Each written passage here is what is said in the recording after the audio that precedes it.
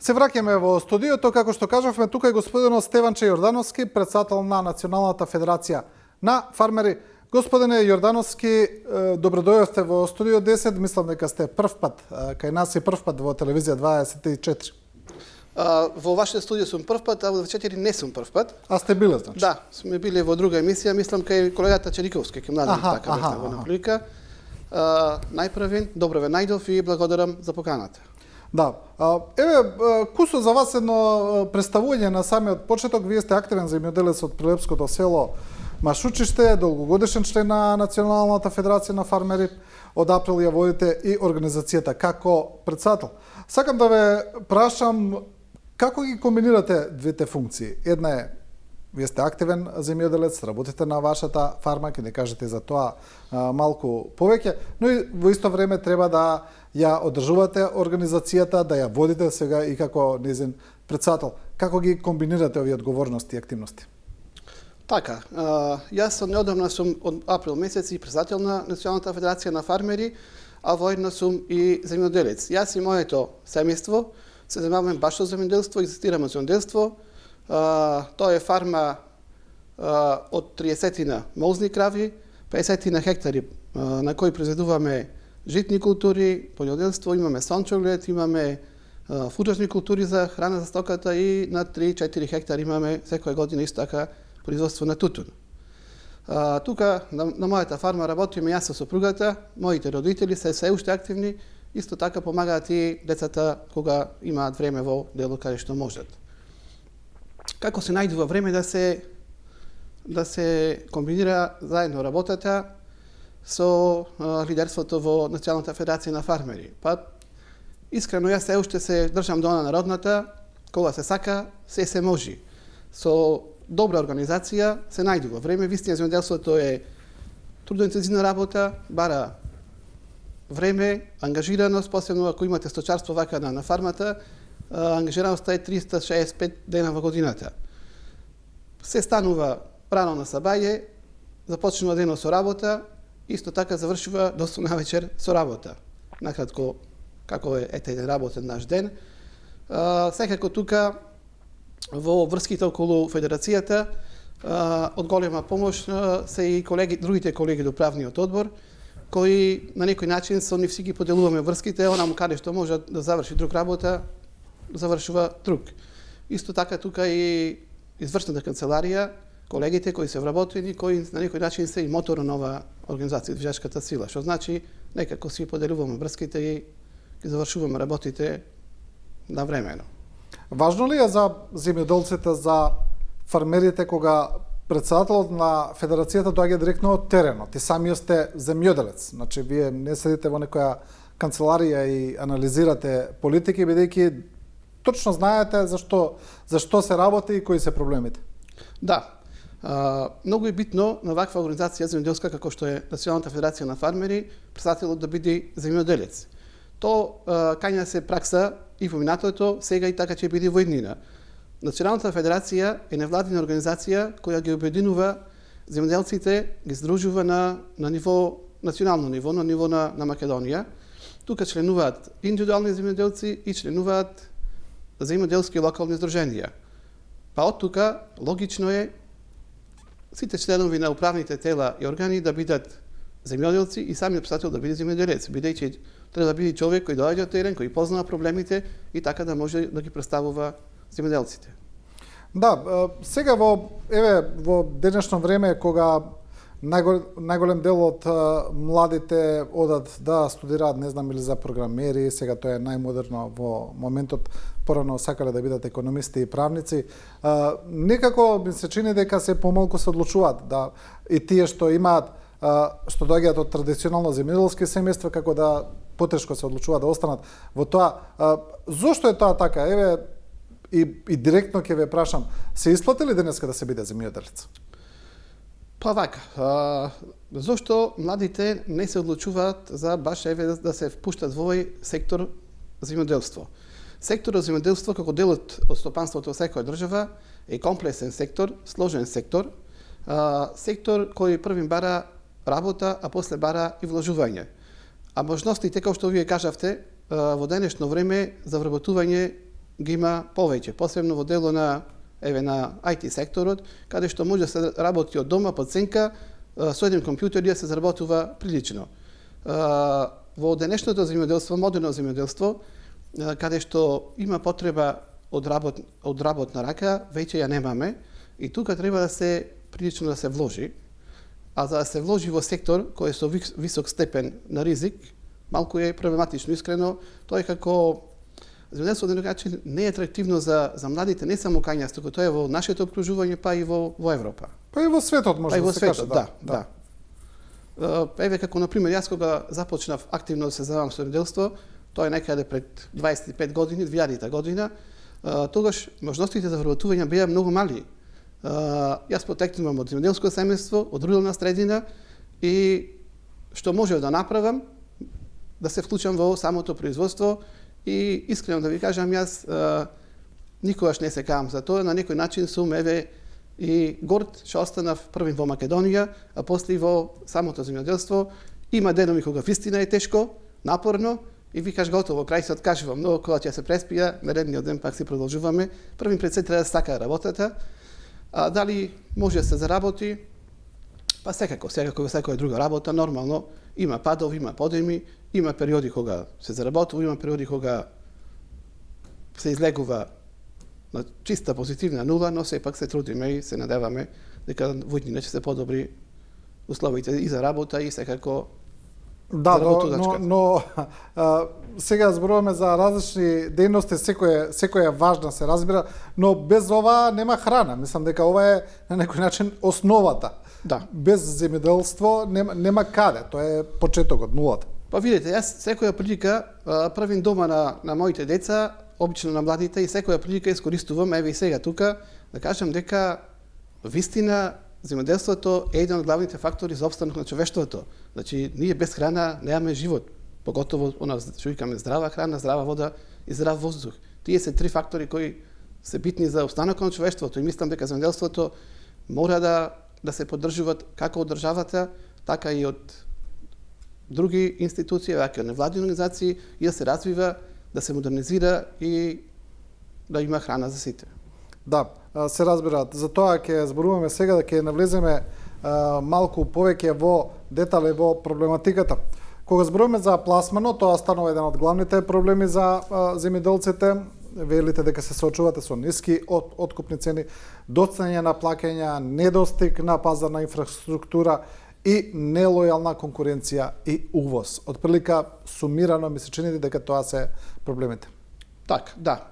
Тие се проблеми кои се превлекува наназад со години и тука ние како организација цело време се бориме, најпрем се бориме за договорното производство, бидејќи ние освен во тутунот, во другите земјоделски подсектори скоро и да немаме договор однапред, не знаеме која цена, има договори во некои делови каде што е пропишана само количината, што треба да се произведи и колкава количина, а додека откупната цена ја немаме во договорите, што е еден проблем и за само вложување во ваков сектор, ваков бизнис земјоделски, ретко може некој да се одлучи во денешно време да вложи, а да не знае да нема некоја претходно како представа колку ќе заработи. Дали може тоа да го продаде?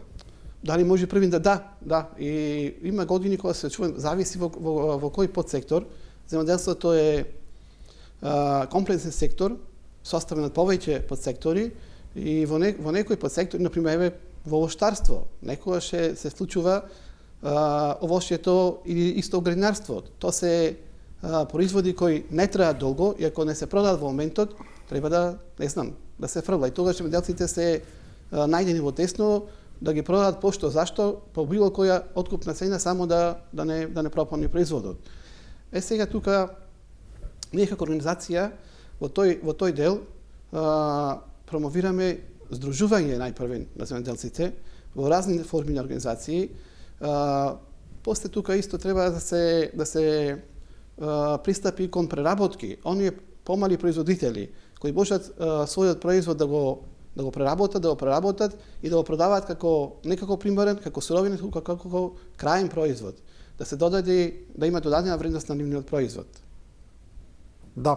Она што, еве, кога зборуваме за пласманот и за ова што вие го велите дека земјоделецот е во една неизвестност кога произведува одреден производ, по која цена ќе го продаде, Да, во тој дел дали ќе може да го продаде. Дали постои кај нас некаква државна стратегија? Многу порано се зборуваше за тие откупни центри, кои не знам дали сега функционираат, дали постојат, како постојат, тоа да не го кажете. Во некои делови, на пример, мислам од разговор со колегите, знам дека имаме такви откупни центри, дистрибуцијни центри во делот на воштарство, имаме во делот на градарство, но не доволно. Треба како држава и бизнисот, самиот бизнис, трговците треба да се насоча во тој дел да се отворат што повеќе откупни центри, да бидат подостапни за земјоделците, да бидат во нивните региони, да не треба да се транспортира, не знам, производ од едниот крај на другиот крај на државата. Исто така треба да се здружуваат земјоделците на некој начин.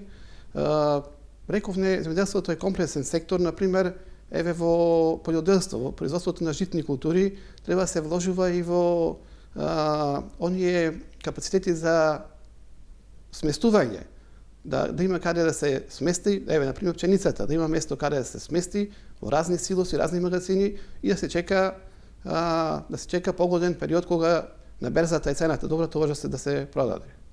Што значи во различен подсектор треба да се направи различни работи. Да, еве уште по-пластично да одиме. Сега ние увезуваме се и се што, увезуваме овошје, увезуваме зеленчук, увезуваме жито, разни култури и сега, еве, не знам, например, јаболко, имаме наше јаболко, имаме тоа познато ресенско јаболко, не и други јаболкари кои произведуваат, но увезуваме јаболко. И тоа може да се пренесе на многу разни други култури. Зошто е тоа така? Дали ние имаме еден недостиг на координација или немаме добро поставен еден државен систем? Прво, да се канализираат домашните производители, ова што го зборуваме, да имаат каде да го продаат својот пласман, да се поврзат со трговците, да постои една добра комуникација помеѓу нив, за да не морате вие да увезувате овош и зеленчук од странство доколку го имате во државата, а не знаете како тоа да стигне некако до вас, или е нешто друго проблемот? Каде го детектирате проблемот? Па видете, проблемот... И зошто тоа е, уште ова да се надодадам, зошто тоа увозното е поевтино отколку домашното производство? Понекогаш. Значи, ние нашата држава, Република Македонија, има подпишано, знаете вие, знаеме ние, дека има подпишано разни договори за слободна трговија. Како што е ЦЕФТА, не знам, како што е со 100, па сега е отворен Балкан. На некој начин увозот не може да се запри. Ние како држава извезуваме и увезуваме. Не велам ја да се запре вештачки со царин или нешто, туку да направите да функционира домашното производство да биде конкурентно. Тоа е. Да. Па тоа и претходно спомнавме, за да се направи домашното производство да биде конкурентно, најпрво треба здружување на земјоделците во самиот настап на пазар, значи заеднички настап на пазарот, здружување во производството, во обработката на почвата, здружување во механизација и така натаму, се со цел да се дојде до поевтина производна цена. Ние се уште имаме високи производни цени, бидејќи имаме и многу парцели тука, мали парцели во државата, треба окрупнување на земјоделството, каде што може да се произведува во поголеми количини, да се дојде до пониски производни цени, така да можеме после крајната онаја продажна цена да биде пониска, да бидеме конкурентни на самиот пазар. Но некогаш и треба да се гледа и на квалитетот на производот. Например, ние се соочуваме како земјоделци со нелојална конкуренција во повеќе производи, например, еве ќе ги спомнам пчеларите, во производството на мед. Ние гледаме сега по разни платформи на интернет, на социјалните мрежи, гледаме и дури по некои маркети, имаме мед дури на пола цена од овој што е нашиот домашниот мед. Па сега тоа еве како напел до и крајните потрошувачи, некогаш не треба да се гледа цената, треба да се гледа квалитетот. Не може за пола цена да добиеш мед. Да, од каде и да е тој, сепак не може да истиот квалитет. Па, значи, во тој дел може да се, во некои земјоделски производи не може да се фалсификува, може да биде со намален квалитет, а во овој, во разговор со колегите кои се занимаваат со производство на мед и други пчелни производи, имам сознание дека има фалсификуван мед. Уствари не е мед. Се плаќа како мед, а не е мед. Сосема друг производ. Да. Кога зборувате за тоа окрупнување, еден поинаков настап на земјоделците поорганизиран, ајде да речеме, кој тоа треба да го направи? Дали треба државата, дали треба Министерството за земјоделство, дали треба вие да се вклучите како организации кои ги обединуваат? Мислам, кој треба да ја направи координацијата? Бидејќи знаете како, во секоја форма на организирано здружување, некој мора тоа да го координира, не може да биде стихино, нели? Кој сега е одговорен за тоа? Тука одговорност имаме сите заедно. Ние како Национална федерација на фармери, тука има одговорност државата, исто има одговорност и секој земјоделец поединечно. Но претпоставувам мора да постои еден центар кој ќе го иницира тоа и ќе го води понатаму. Па вака, тој центар главен би бил државата. Министерството за земјоделство, да речеме. Конкретно Министерството за земјоделство. Сега баш се работи во таа насока од Министерството, од страна на Министерството, а и секако тука во некој дел заедно учествува некако национална организација на фармери. Тоа е сега имаме измена на закон за рурален земјоделство и рурален развој. Мислам скоро и да речам целосно нов закон. Во тој закон баш се предвидува сега има некоја нова форма која се промовира на здружување, тоа е организација на производители. Нешто слично како задруга, но некоја полиберална форма и исто таа форма има нова форма на здружување од државата најава со новиот закон кој сега уште е во тек, тоа е ново законско решение, да има и подобра поддршка него претходно на самите задруги. Исто тука ние како организација заемаме ние учество во дело на промоцијата. Организираме разни обуки, разни семинари за земјоделците, каде што исто така ангажираме во тој дел експерти, луѓе кои имаат искуство и остранство и на самите земјоделци да ги подучат да кажат што добиваат со самото здружување. Исто така имавме во летото, мислам август месец беше, организирано едно студиско патување, студиска посета од неколку десетина, 15 земјоделци во една од европските земјите од Европската унија, тоа е Хрватска, земја во Европска унија, а и блиску до нас, земја слична на нас и по самото производство. Таму бевме ние да видиме како функционираат тие организации на производители, што добиваат земјоделците од тие организации на производители и генерално видовме позитивни искуства и секако кога се враќаме тука ние ги пренесуваме на другите земјоделци.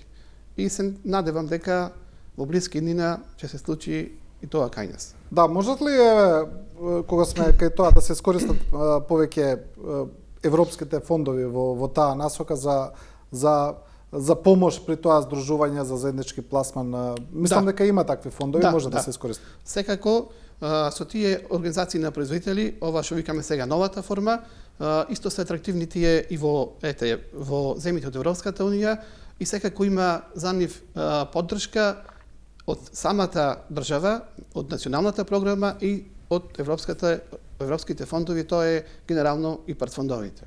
Да, може да се искористи. Да. Сакаме да ве прашам уште нешто, бидејќи кажавте и самиот дека имате и сточна фарма, имате и крави. Читаме дека увезуваме често млеко, но и дека некои домашни млекари, нема да спомнуваме кои, така читаме, дека наместо да земаат млеко од домашните сточари, дека и го увезуваат. Тие велат дека и немаат доволно за откуп, дека немаат доволно, други велат дека не е баш така, дека им е поевтино да го увезат. Што е проблемот со млекото, со млечните производи? Вака, први сточарството е една од најтрудните работи како подсектор во земјоделството, бидејќи бара ангажираност 365 дена. Во делот на сточарството, можеби сточниот фонд е намален сега во овој последниот изминат период, но пак е зголемена продуктивноста по грло. Што значи тоа? Значи ако пред известно време ние пред неколку години сме имале просек некој на ниво на држава по 4-4,5 тона по грло, 4,5 литри по тона млеко, 4,5 литри, сега имаме некаде околу 5-5,5, што значи продуктивноста е зголемена. Значи се внесило наука, се внесило техника, технологија и секако се е внесено и нова генетика. Сега млекарите зошто увезуваат тие, некој дел од млекарите увезуваат дехидрирано или евапорирано млеко од странство, па то тие сигурно го прават заради нивни интерес, подобра заработка. Поевтино им е така. Па сигурно, да. Најверојатно тај нивната математика. Велите дека доколку сакаа дека има доволно откуп на домашно млеко, би имале доволно количини? Па искрено јас мислам дека да, за нашите потреби дека им би имало, бидејќи оние некои од поголемите млекари што откупуваат од нас, од македонските производители на млеко, тие извезуваат. Значи има и за доволно нашиот пазар, затоа па и се извезува.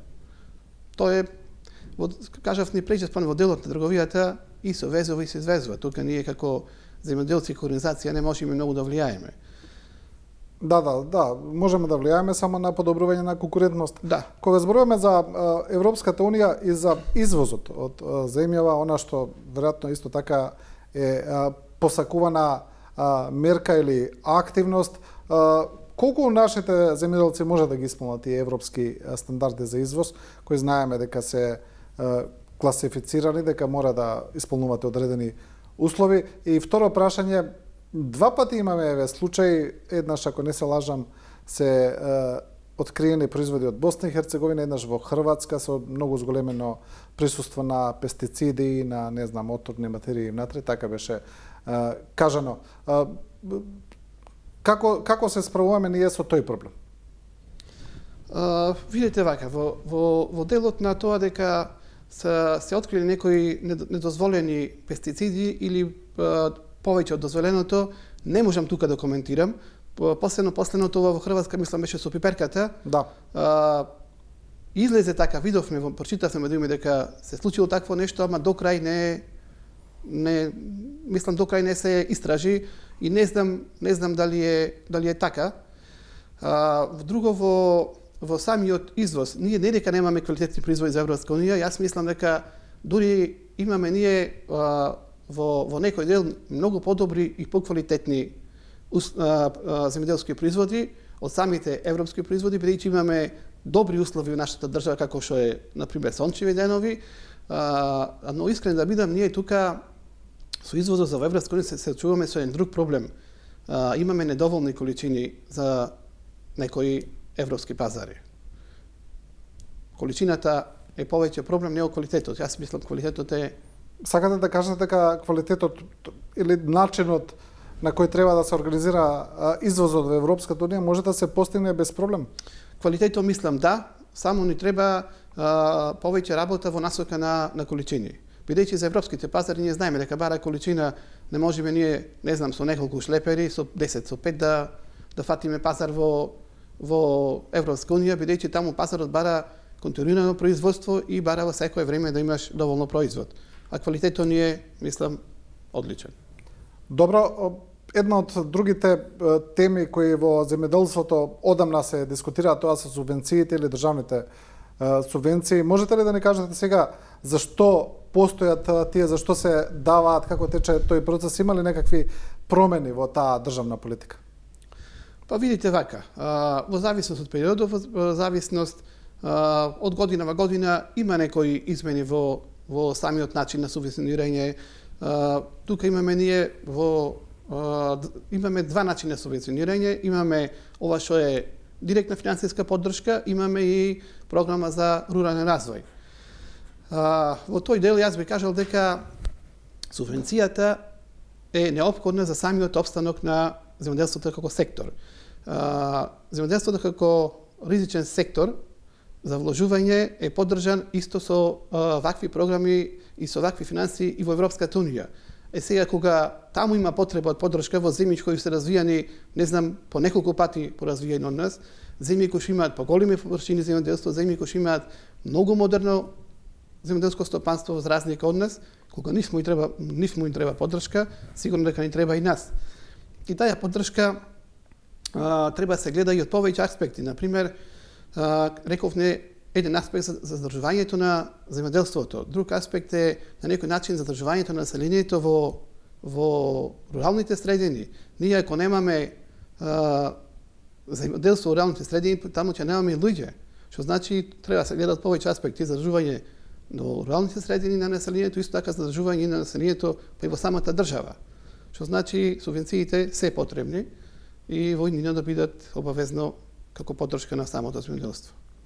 Да, има одредени аргументации, ајде да речеме кога зборуваме за генерално за субвенциите во земјоделството, сега нели дискутираме на таа тема. Една од нив е дека тие би требало да бидат таргетирани, како и што се разбира, но дека не треба да се даваат за се и се што туку да се процени за кои култури треба, за кои не, кои би биле државен или стратешки интерес, се разбира сето тоа со анализа на увозот и извозот, производството и така натаму, бидејќи постои еден момент каде што се вели дека доколку па давате премногу и за се и се што, тогаш не само што малку го пореметувате и пазарот, туку и правите на земјоделците им правите и лоша услуга, бидејќи намалувате конкурентноста, тие се потпираат само на субвенциите, не размислуваат на пазарот и така натаму, а друг се оние фамозни, ајде да речеме, манипулации при земањето на тие субвенции, кои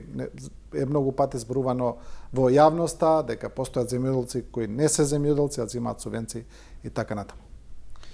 Па видите, вие поставите неколку прашања.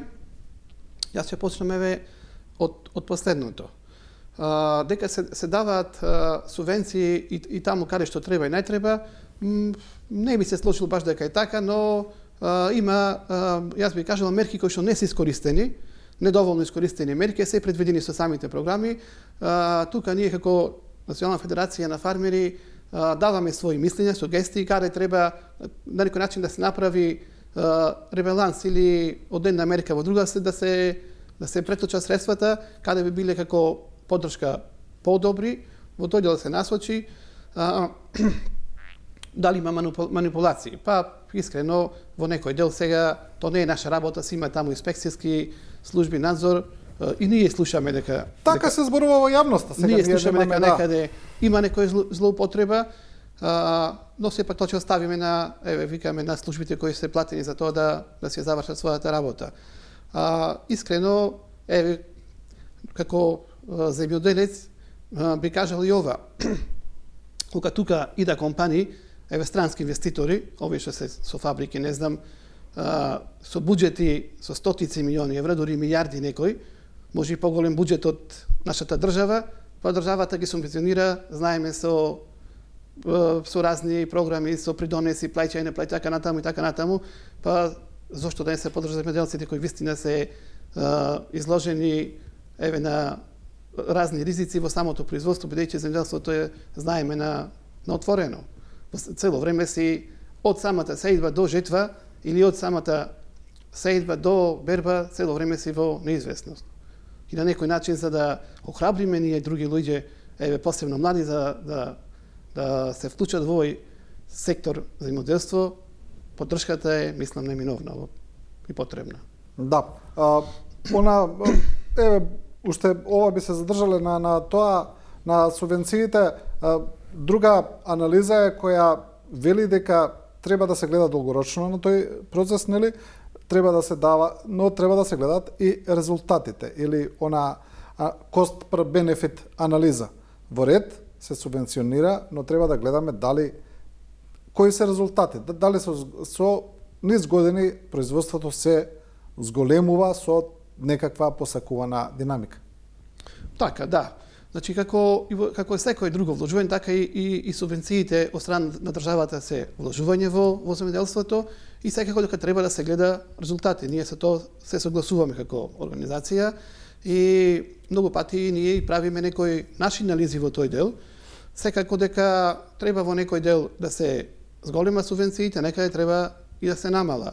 Сега, Земјоделството како сектор, рековме дека е изложено на разни атмосферски влијанија, прилики, неприлики, некогаш не може да се ние може да направиме се, а самото производство да биде намалено. Значи, многу производството не зависи само од нас како земјоделци, се извинувам, односно некаде околу 50% зависи од тоа што ние ќе го направиме, а 50% зависи од самото небо. Од временските прилики. Да.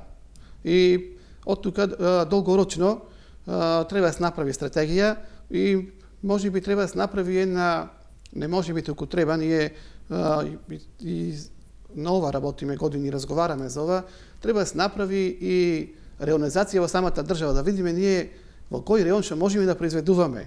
Како евете, рековме во Ресен може да се произведува јаболко, ама не може па во Прилеп.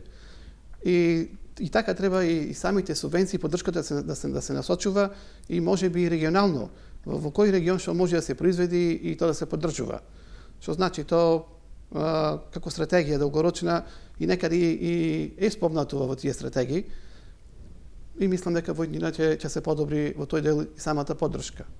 Да. Господин Јордановски, уште едно прашање кое е прилично активно во јавноста ги интересира луѓето и многу често се коментира. Можам да забележам многу, за жал, многу често се извртува, се манипулира од луѓе кои веројатно немаат толку добри познавања. Тоа е генетски модифицираните организми или таа фамозна ГМО храна. Кој е вашиот став за тоа? Еве, кај нас постои, не постои, што е ГМО? За малку да им се разјасни на луѓето, бидејќи секогаш тоа се гледа во една негативна конотација.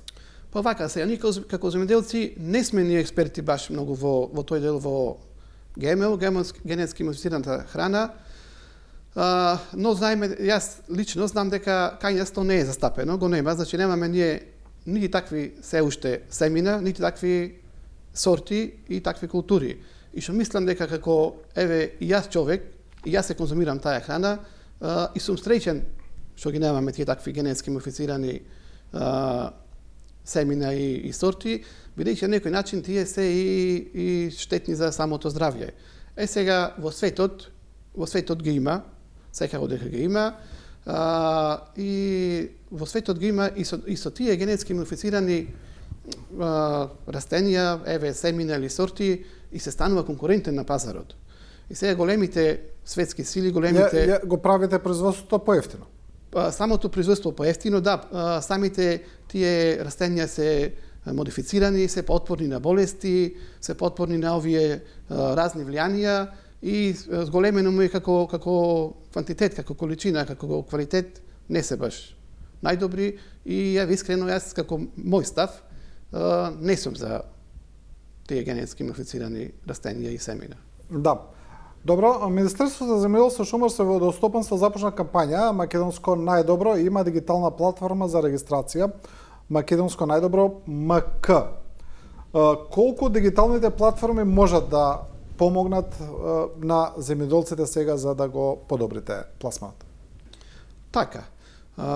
Значи, таа платформа, ние како организација секогаш сме за промоција на самото производство, на земјоделските производи, па и еве ние како Македонија сме и познати по вкусна, домашна, традиционална храна. Оваа платформа која сега тече во моментот од страна на Министерството за земјоделство, шумарство и водостопанство е од битно значење, цениме дека е од битно значење. Исто така ние даваме поддршка на таа организација, на таа платформа, таа промоција. Исто ние имаме искуство во тој дел. Пред неколку години за време на короната, ние како организација имавме една кампања, можеби и сретнавте некаде вие, една кампања "Купувајте домашни земјоделски производи". Тоа беше период кога целиот свет се виде во тесно со потребите од храна, со намалено производство, со многу скапи инпути во самото земјоделство и со многу висока цена на земјоделските производи воопшто на храната. Ние за таа цел имавме изработено постери, имавме флаери, имавме промоција, а исто така во тој период и изработивме една платформа која уште трај. Тоа е платформата e-Farm, наша, на Федерацијата на фармери, каде што земјоделците можат да прават промоција на своите производи и директно стапат во контакт со крајните потрошувачи. Тоа значи може да помогне за пласманот и за ова Да, што секако, да, што да. го зборуваме за подигнување на свеста да се купуваат Да, домашни да. производи.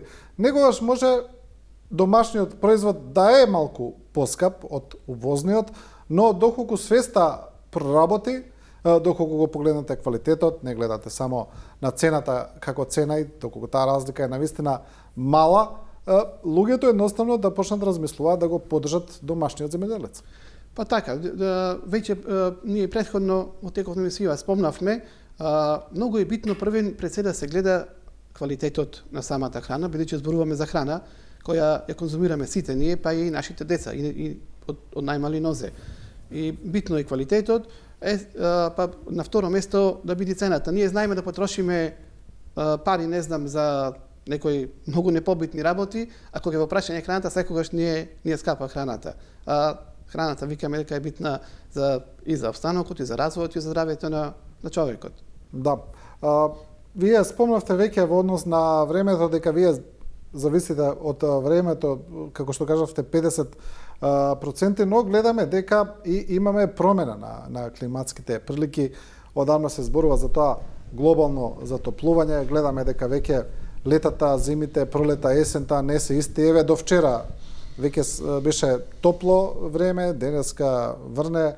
Колку можете да предвидите прашање веќе, а тие култури си имаат свои тајминзи, начини, нели, на садење, жнеење и така натаму.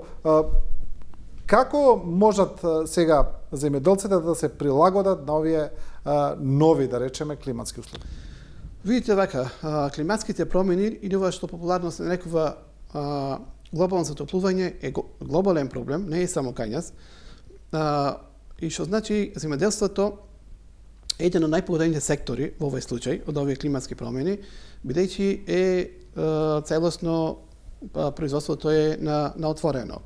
Во овој дел тука треба да се направи да се преземат мерки и како држава и како ние како национална земјоделска организација. Што правиме тука ние? Првен, ние како организација организираме во тој дел разни обуки за земјоделците, ангажираме експерти, луѓе кои ја познаваат оваа тема, оваа материја, кои на земјоделците ги подучуваат како да се заштитат на некој начин од тие климатски промени. Сега исто тука во различен подсектор треба да се превзема различни мерки. Имаме тука ние, еве, во делот на воштарството имаме во последниве години се зачуваме со овие доцни пролетни мразеви, каде што прават многу голема штета. Тука треба да се вложи во тие антифрост системи, популарно наречени. Исто има тие заштитни мрежи, има и други мерки кои што треба да се преземат, но се прилично скапи тие работи. Може да се применат во некои подсектори, овоштарство, градинарство, каде што се на помали површини, оти се прилично скапи тие системи, ама не може да се применат тие, да речеме, во производството на житни култури, каде што се во прашање многу големи површини. Како држава, исто така, кој е делот на државата? Тоа е државата поддршка за тие заштитни системи. Исто така, како држава, треба ние да вложиме во нови акумулации и во нови системи за наводнување, што е многу битна работа. Знаеме дека обично во лето се соочуваме со многу долги сушни периоди, по неколку месеци. И исто во тој дел треба да се врши едукација на самите земјоделци како водата рационално да се искористува. Оти водата се помалку, како иде време, се помалку ќе ја имаме, не треба да се расфрламе со оние количини кои се достапни со вода, него да ги зачуваме колку што можеме повеќе.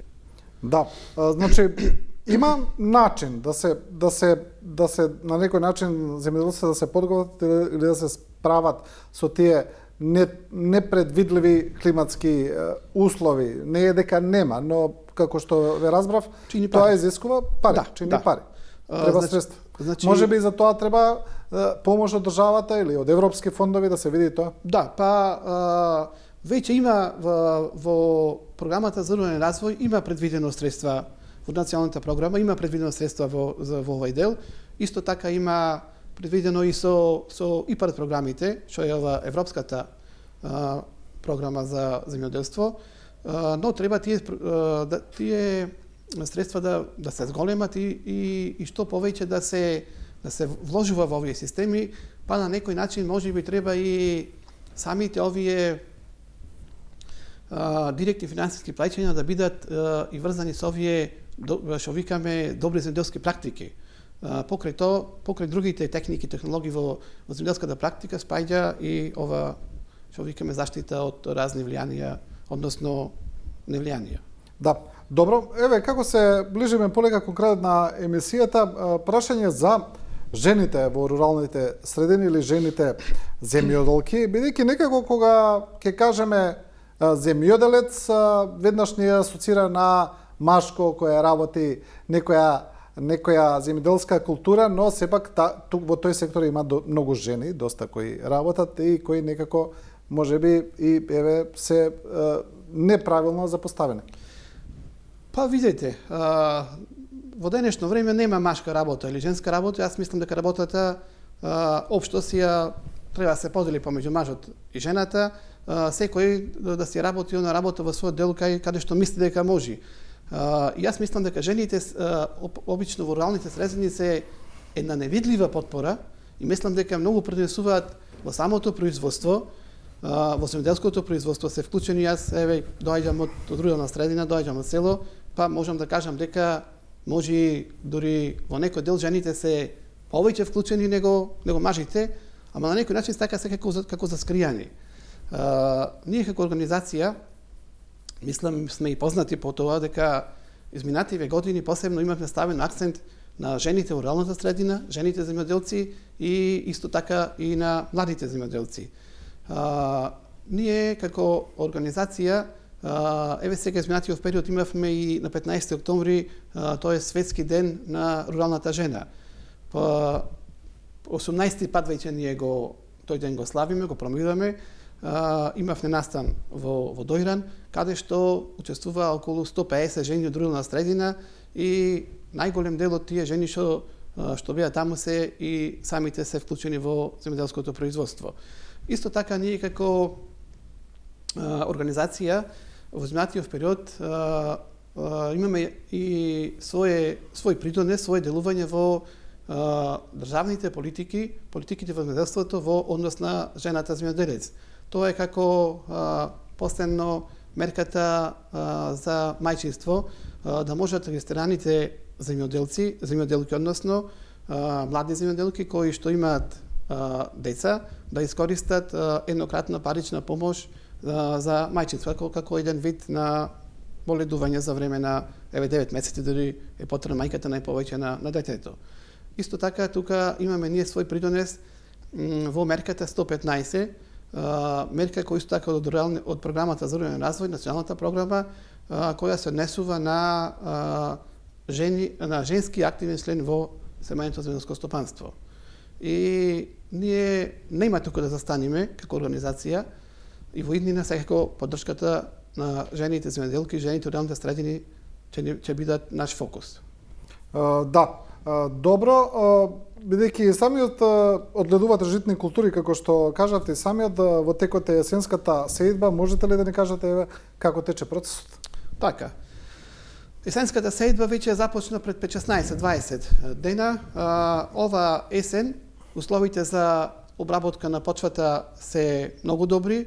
Тоа е како резултат на дождовите што ги имавме во изминативе денови, а и сега еве и во теков на денешниот ден ги имаме, кои се многу битни за обработка на почвата, исто така и за проникнување на семето.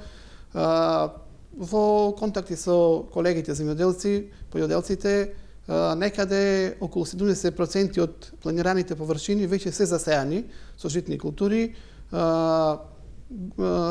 генерално со пченица.